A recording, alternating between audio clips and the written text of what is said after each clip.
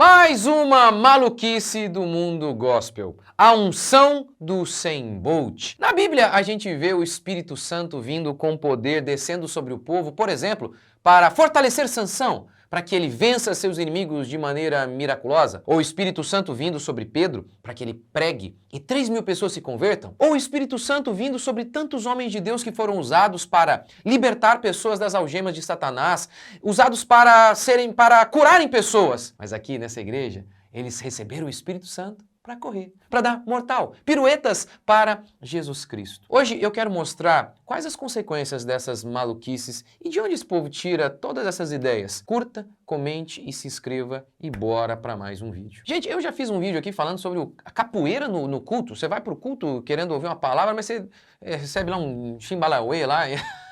E se eu não me engano, eu acho que é da mesma igreja aí, desse pessoal agora, da maratona da unção do Usain Bolt. Eu já havia dito, de onde eles tiram isso? Um dos textos é, ora, o Senhor é o Espírito e onde há o Espírito do Senhor, aí há liberdade. Esse é um texto de 2 Coríntios 3,17. Mas você não pode pegar o texto e utilizá-lo para dar vazão às suas paixões, às suas preferências. Qual é o contexto? Qual é o contexto? E o contexto é o seguinte, os judeus liam, mas não entendiam a lei. Eles estavam presos pelo seu próprio entendimento, pelo seu coração maligno. Mas até hoje, quando é lido Moisés, o véu está posto sobre o coração deles. 2 Coríntios 3,15, que antecede o versículo que fala onde há o Espírito há liberdade. A liberdade, portanto, estaria no fato de que quando Cristo entra, o véu é retirado, as algemas são quebradas, o entendimento, ele é libertado, é clareado e a salvação acontece. Este é o sentido. Não tem nada a ver com desordem, maluquice no culto, o nome de Jesus sendo blasfemado através desses absurdos. Outro texto que as pessoas gostam muito de citar para falar,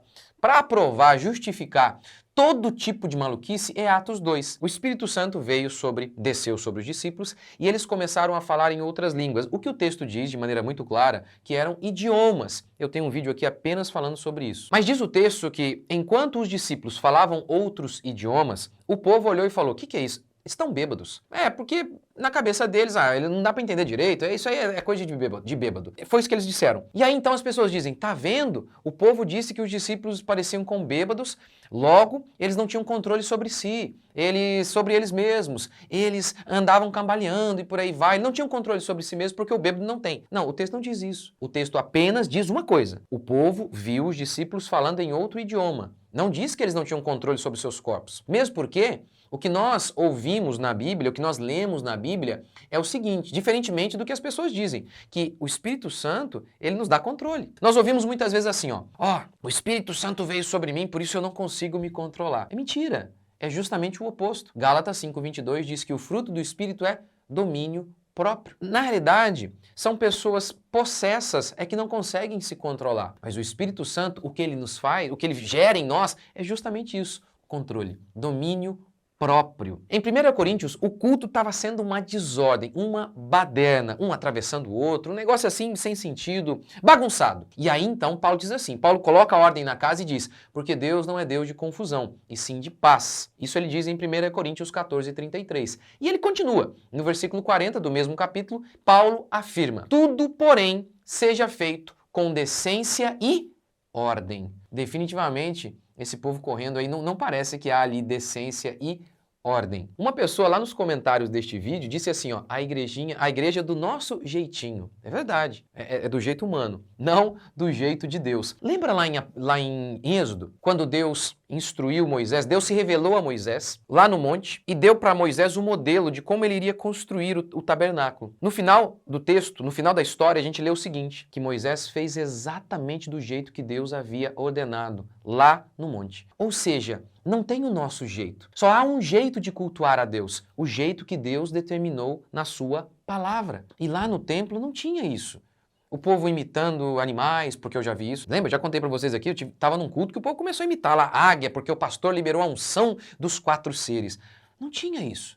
Não tinha isso. Tinha oração, adoração, exposição da palavra. É só isso que tinha. Nós devemos adorar a Deus do jeito que Ele ordenou. A Bíblia fala dos filhos de Arão, que eles trouxeram fogo estranho, ou seja, um fogo que eles mesmos produziam. E é isso que muitas igrejas fazem. Eles alegam, olha, aqui é fogo, mas que fogo? Vem de onde? É do altar de Deus ou uma produção humana que apenas anima auditório? Quando eu vejo essas coisas, eu me lembro de Israel. O culto lá em Israel, quando eles fizeram o bezerro de ouro, parecia muito intenso, mas era apenas diversão. Você lembra do contexto? Moisés estava no monte recebendo a revelação de Deus. O povo impaciente disse, não aguentamos mais esperar, e o povo então fez um bezerro de ouro e disse assim, ó, festa ao Senhor, hein? Ao Senhor. Fizeram um ídolo ali, mas disseram que era festa ao Senhor. E o texto diz exatamente assim. No dia seguinte, madrugaram e ofereceram holocaustos e trouxeram ofertas pacíficas. Tá vendo? Parece que é culto, hein?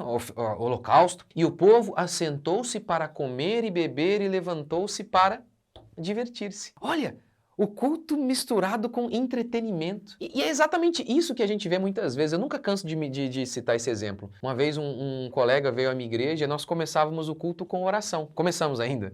E aí ele me sugeriu, ele é de uma grande igreja, gigante, ele me sugeriu assim, por que ao invés de oração você não coloca alguém aqui pintando?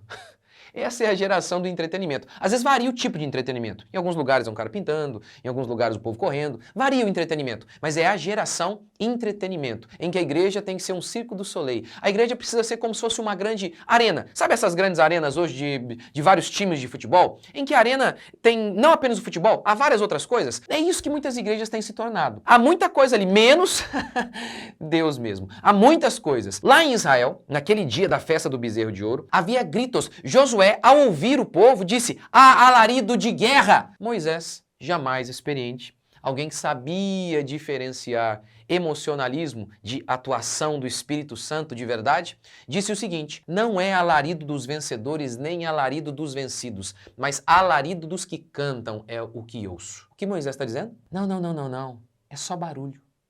É nuvem sem água. É culto sem Deus. Tem apenas agitação. Não confunda agitação com unção. Quais as consequências dessas badernas que nós vemos em muitas igrejas evangélicas hoje? A primeira é que o nome de Deus é blasfemado entre os gentios. Eles falam que a gente é um bando de louco. O Espírito Santo, ele não é uma energia, uma coisa que te anima, que faz você se arrepiar apenas. O Espírito Santo é o próprio Deus, que vem sobre nós para que possamos fazer a obra de Deus. O que glorifica a Deus? Dar um salto mortal, uma pirueta, a unção do 100 Bolt no culto. Veja, o Espírito Santo veio sobre os homens de Deus e tem vindo para efetuar o bem ao povo, para que as pessoas sejam libertas, curadas, restauradas, salvas. E aí então, o nome de Deus é glorificado. Lembra, por exemplo, lá do Gadareno? Ele se feria, ele se machucava, Jesus vem, dá uma ordem e os demônios saem e aquele rapaz é liberto. Então, as pessoas daquela cidade, porque Jesus fala para ele, o rapaz queria ir com Jesus. Jesus falou, não, você vai ficar aqui. Você imagina esse homem andando na rua? Todo mundo olhava para ele e dizia, peraí, esse cara não era aquele maluco? Esse cara se feria, ele andava pelado, o que aconteceu? E aí então alguém dizia, ele ouviu o evangelho. Ou o próprio Gadareno dizia, Cristo me salvou. Esta é a missão do Espírito Santo. Ele veio para convencer o homem da justiça, do juízo e do pecado. Ele não é animador de auditório. Mas alguns podem me dizer, pastor, cuidado, não apagueis o Espírito. Eu estou falando justamente por isso, para não apagar. Apaga o Espírito Santo quem oferece fogo estranho, quem tenta transformar o Espírito Santo num animador de auditório. O Espírito Santo não é palhaço.